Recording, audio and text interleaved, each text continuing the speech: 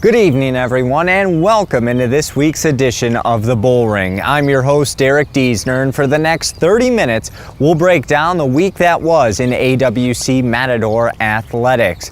During tonight's episode, we'll sit down with head coach of the Matador women's basketball team, Patrick Cunningham, as well as head coach of the Matador men's basketball team, Charles Harrell.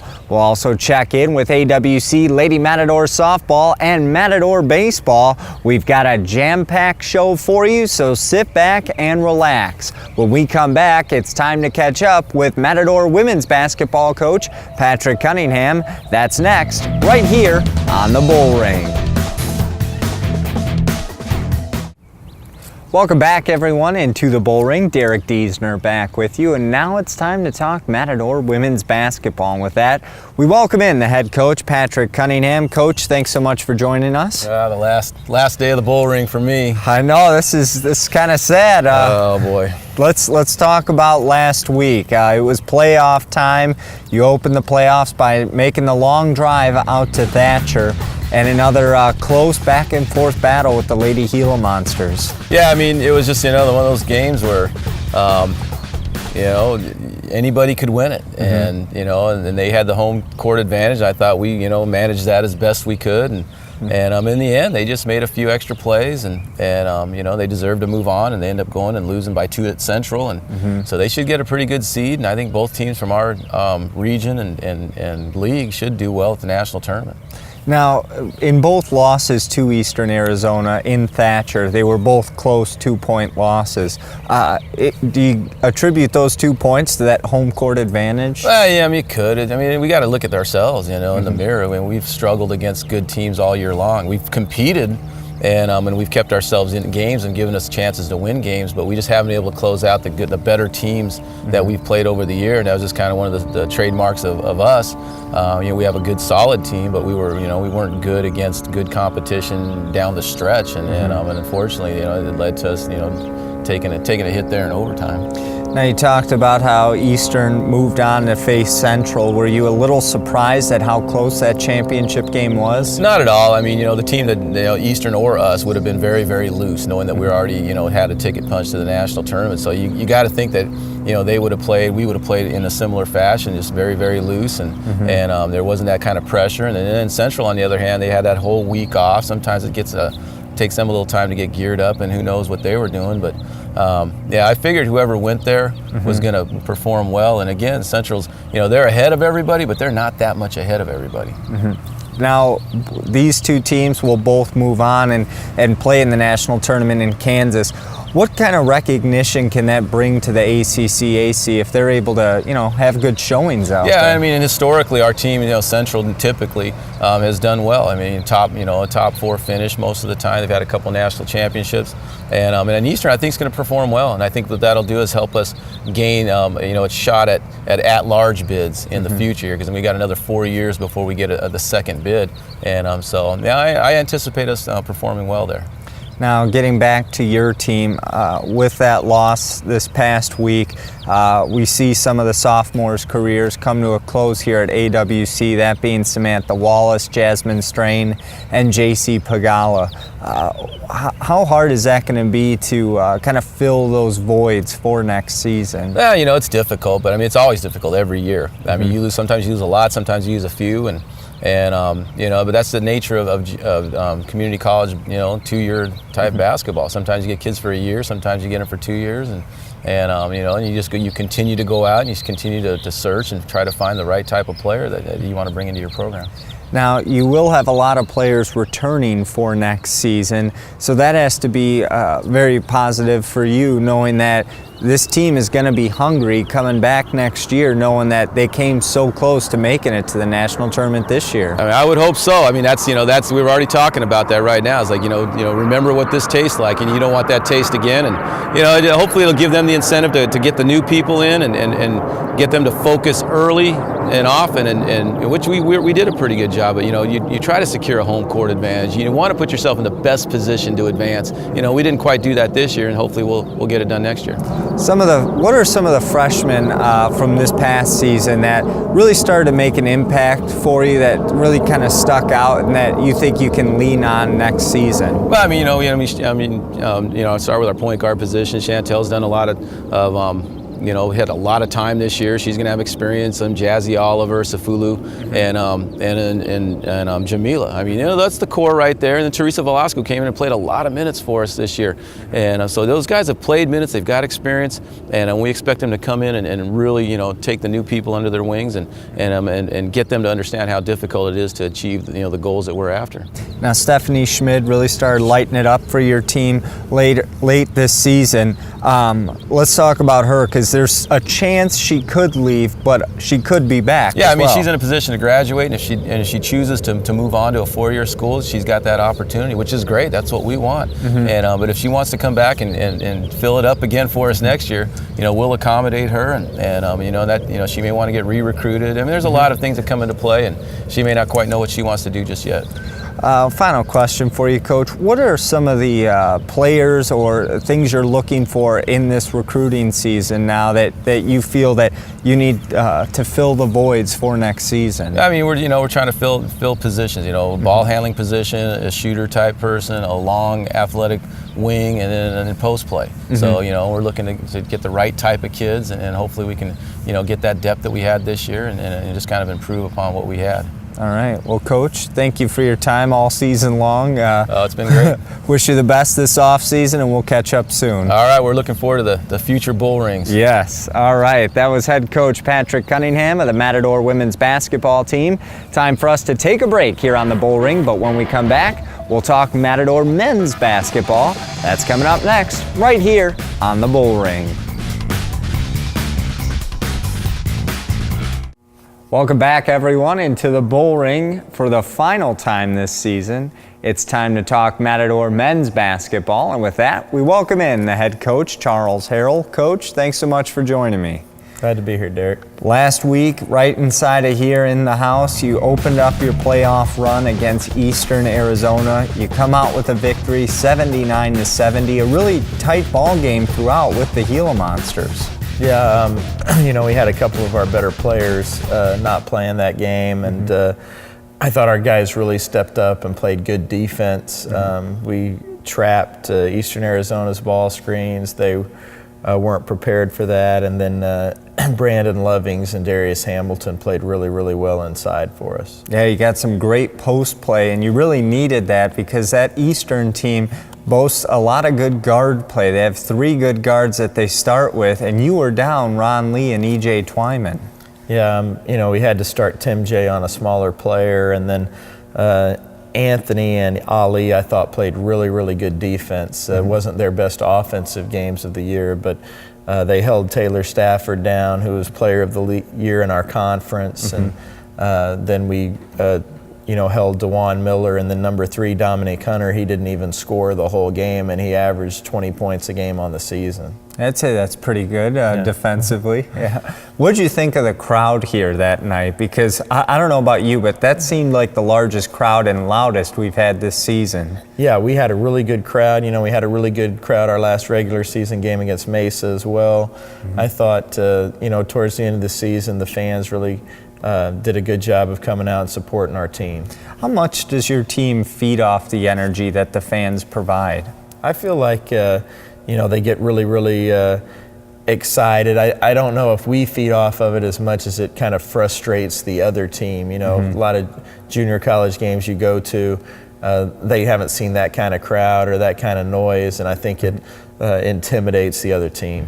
Speaking of noise, in your next game on Saturday, you ran into some noise at Mesa. They had a student section, and they had a lot of fans come out, a very noisy crowd Saturday.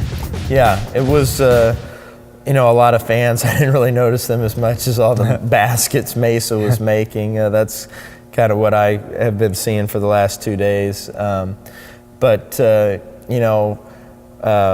it wasn't the way we wanted the season to end. I don't think you ever want the season to end. Right. The fact, though, that we got to the region finals, we won 24 games. We really never had our whole team. Unfortunately, for whatever reason, the second semester, we never had all of our players. And the first semester we did, and we were kind of, I thought, really starting to turn the corner and improve towards the end of the first semester, and then we just had to make adjustments the entire second semester, and eventually we just didn't have enough. What did you say to your team following the loss at Mesa? I mean, you go back, you look at the box score and the stats that Mesa put up, it's almost like it was a video game the way they were shooting the ball. Yeah, I just told the guys after the game, we didn't play well enough to win. That was obvious. And then, but that they had a really good season, and there was a lot of teams, that would trade places with them with 24 wins being in the region finals. And we had 4 kids that won't be back for us next year, and for sure, and Anthony, Ivan, Tim J, and Darius. So we hope, and I know they'll get to go play somewhere else at a 4-year school, all of them. But we hope it's a place where they can have the kind of success that they did here. How big of holes are those now for you to have to fill in recruiting? Well, we're going to have to sit down as a staff and kind of evaluate, where we need to go from here on recruiting. I haven't really taken a ton of time to think about it yet. Try to sit down this week and see where we need to go and what we need to get. Definitely a point guard. Right. That's a priority.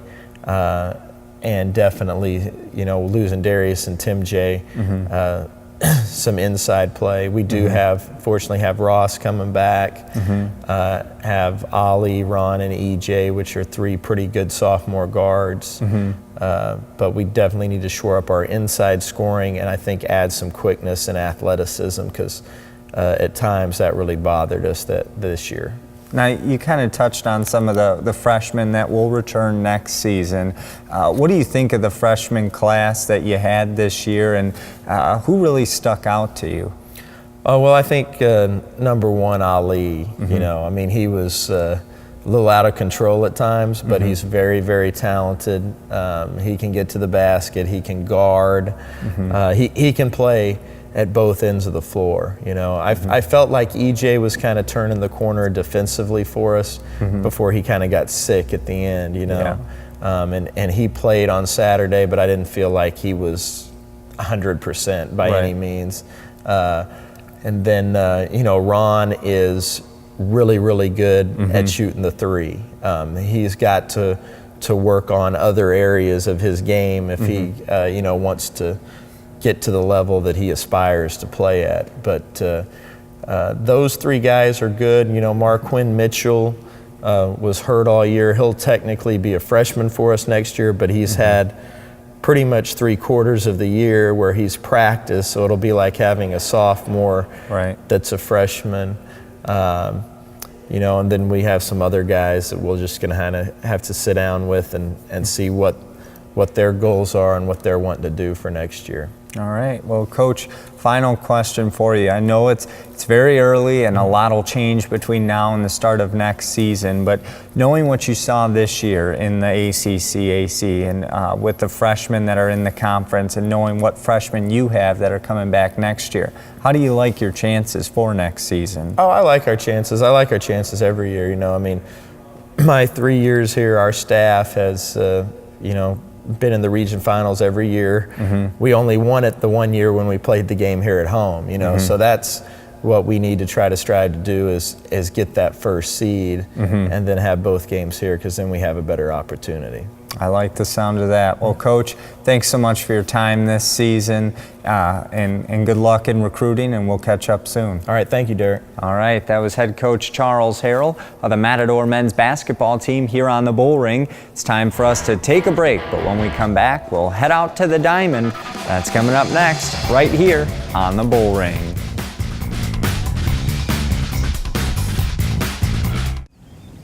Well, it's now time to talk Lady Matador softball here on the Bullring. Derek Diesner back with you, and it's now time to welcome in the head coach Nikki Betherum. Nikki, thanks so much for joining us. You just finished your season-long opening homestand of the year, and not too shabby, a perfect 12-0. Is that the start you had envisioned for your ball club? Well, that's the start we wanted before we hit the road, that's for sure. That's going to make it a little bit easier to, keep going into the road games here.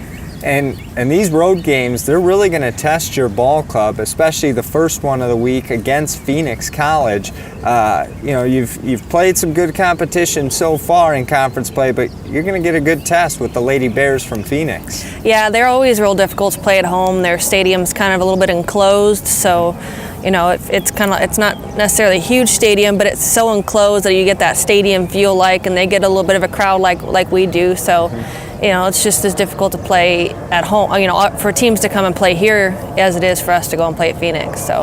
Now let's talk about some of your games last week. We'll start off with Glendale. You outscored the Lady Gauchos 16-1. You beat them 8-1 and 8-0.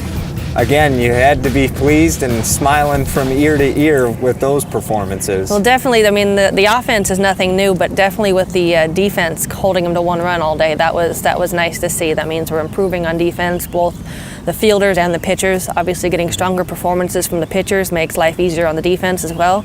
So, that's what we're looking to see is improvement on defense. Speaking of your pitchers, you haven't had to use your bullpen in a while. Your starters have really carried you the whole way. And I noticed you made a little bit of a change, sending Ashley Rex from Game 2 to now the Game 1 starter and having Haley Miller pitch Game 2. What was behind that change? Well, we wanted to see Ashley get some time in left field, and so we felt it was better for her to pitch the first game and then play left field the second game rather than her wasting a lot of her energy playing left field and then having to pitch the second game. Okay. We thought we'd see a better game out of her pitching-wise if we threw her the first game. And looking at your lineup, I know you've tried to get some different people in there here or there, just minor tweaks here and there to your lineup.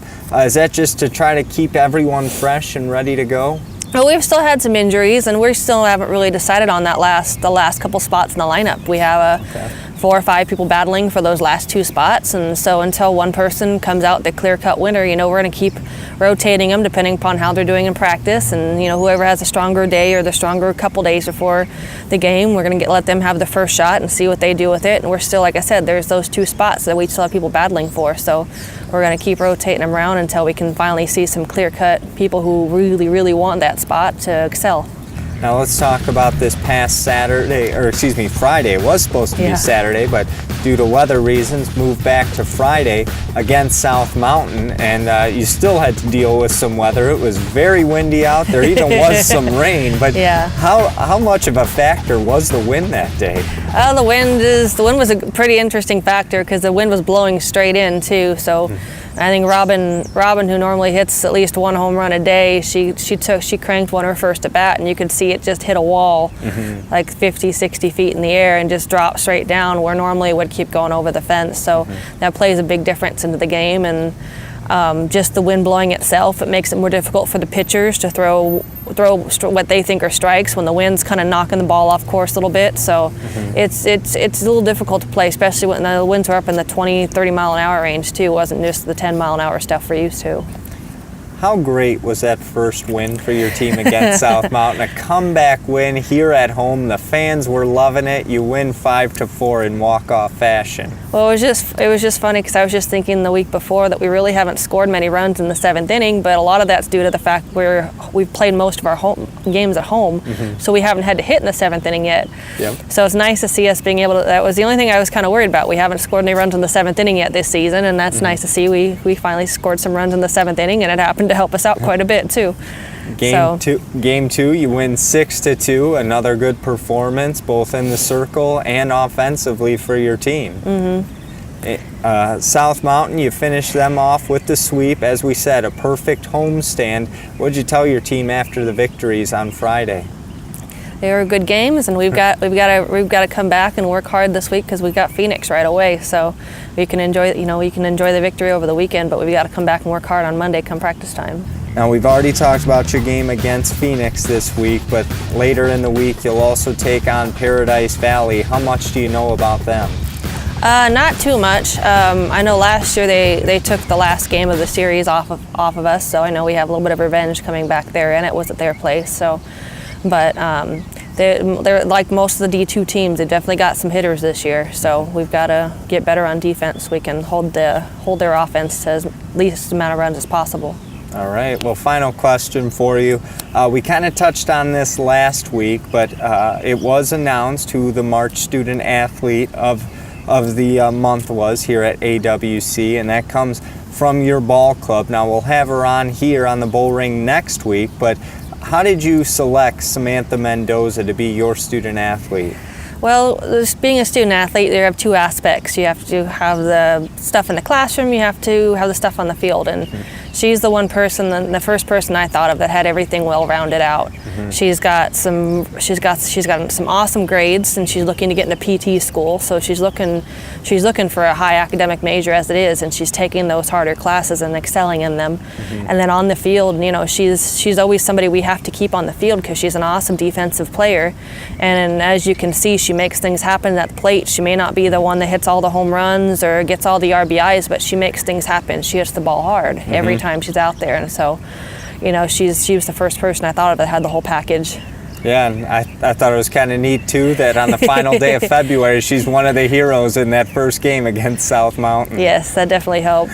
Worked out really well. Well, Coach, thanks so much for your time. Good luck this week, and we'll catch up with you next week. Thank you. All right. That was Nikki Bethlehem with the Lady Matador softball team here on the Bullring. Time for us to take another break, but when we come back, we'll check in with the Matador baseball team. That's coming up next, right here on the Bullring. Welcome back, everyone, into the Bullring. Derek Diesner here with you, and it's time now to talk Matador baseball. And with that, we welcome in the skipper of the Matador baseball team, Drew Keene. Skip, thanks so much for joining me. My pleasure. Last week, you wrapped up your homestand with a pair of doubleheaders. First with Chandler Gilbert. You split with the Coyotes. Let's talk about that series. Game one, you defeat Chandler Gilbert and shut them out 6-0. Another good pitching effort from your team. Yeah, I mean, Brandon pitched well. I mean, that's all we needed on the mound that day was him, and you know, he was able to throw a ton of strikes and played good defense, and then, you know, offensively, we had some opportunities. We were able to cash in on them, and you know, and then, you know, Brandon held them down when they kind of were able to get some guys on base late in the game. But I mean, you know, we were up high enough, right? You know, high enough after that to. And I'm sure that's kind of what you strive for with Brandon, to have him go all 7 innings. That way you don't have to use anyone in your bullpen there in game one. Yeah, well, I mean, that would be great for all of our guys, but it hasn't been going that way. So, I mean, he really gives us, you know, an opportunity to know what we're going to get every time out. You know, I mean, he's going to throw strikes, he's going to pound the strike zone. So, I mean, if we can get that out of, you know, a couple other guys, you know, we're going to be in better shape than we finished off last week. Now, game two was a close game. You had the lead, I believe, at 2-1, and then Chandler Gilbert made a late comeback. What went wrong in the latter stages of that ball game? Well, the 6th inning, I mean, we gave up a 3 spot in the 6th inning, which wasn't good. I mean, I elected to take Travis out after the 5th based on a pitch count because he hadn't pitched a whole lot. And so Jeremy came in and didn't throw a whole lot of strikes, and then come to find out he's been banged up a little bit. And his arm's been sore, and so, you know, we had a bad inning. I mean, it kind of like all of a sudden, you know, you give up a hit, and then you go first to third, and we make an error, and then we don't throw the ball to the right base, and all of a sudden there's 3 runs on the board, and so everybody's kind of, you know, I think our guys were a little bit in shock. I don't know, I'm not sure why. We talked about it a little bit, but we had, you know, 12 outs to come back and put runs on the board, which we didn't do. And I mean, we pitched it plenty good enough that game, but we had runners in scoring position, and again, we left a lot of guys on base. Later in the week, then, you host Central Arizona, one of the top teams in the conference, and in that first game, a low-scoring game, you fall 4-2, but that 2 runs didn't come till late off the bat of Manny Ramirez Jr. Yeah, I mean, We were up 2-1, and then he hit a homer, and we hung a slider, and he ran into his bat. He's hitting 171, and so, we threw a pitch that he could hit in a one spot that he could probably hit it, and he hit it a long way, and so. Right. We battled back. Shoot, in the sixth, we had bases loaded, and we got doubled up. Not on a play that was a bad base running play or something like that. Just we hit a line drive right to the first base, and the first baseman caught it and tagged our guy. And then in the bottom of the seventh, we had bases loaded with one out and couldn't push runs across. That's the frustrating part is, when you leave guys on base. We left a ton of guys on base last year, and we're leaving a lot of guys on base this year. And so we need to figure out offensively what we need to do and what our approach is as a coaching staff, first looking at ourselves, what we need to sort of give these guys to be able to get them enough, I don't know if it's confidence, but enough confidence to push runners across and play loose. But we had plenty of guys. We left 10 guys on base again that game. Now, also in that game, on a close call, Travis Garcia Pereira got tossed from game one, which meant he was obviously out for the rest of game one, had to miss game two. How much did that affect your team, knowing that he was going to start game two? He wasn't going to pitch game two, but he was going to play in the field game two. It hurt in a sense that, we expect our guys that come in behind if guys are off the bench to be able to perform.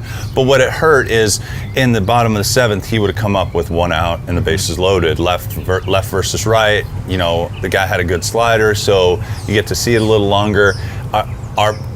Arguably one of our best hitters, other than Ilo, is up in that situation, and so. It hurt in that sense. I don't know if the result would have been any different, but right. You try to put him in that position so at certain times in the game he can come up with base runners in scoring position. So, it hurt in game one, I think, more than it hurt in game two because we got boat raced in game two. And speaking of game two, were you a little surprised of the outcome in that, knowing how close you played Central in game one? Well, not after the way we came out and pitched it in the first inning. I thought we pitched it scared, and I thought we didn't, pitch it with any kind of conviction. But it's a freshman on the mound, and I think Tanner's going to be a good pitcher, and I think he's going to be a good pitcher at Arizona Western. And so, we need to make adjustments with him and, make some adjustments. We've made some adjustments with his stuff already after that outing, and he wants to get better. He wants to be a good pitcher, wants to be a good matador, and wants to help the team in any way he can. So, it's a process with some of these guys. You want it to go faster. You want it to go as quickly as you can. Mm-hmm. But for some guys, it's just the speed of getting up to where they need to be for this league or for wherever. It just comes at its own pace sometimes.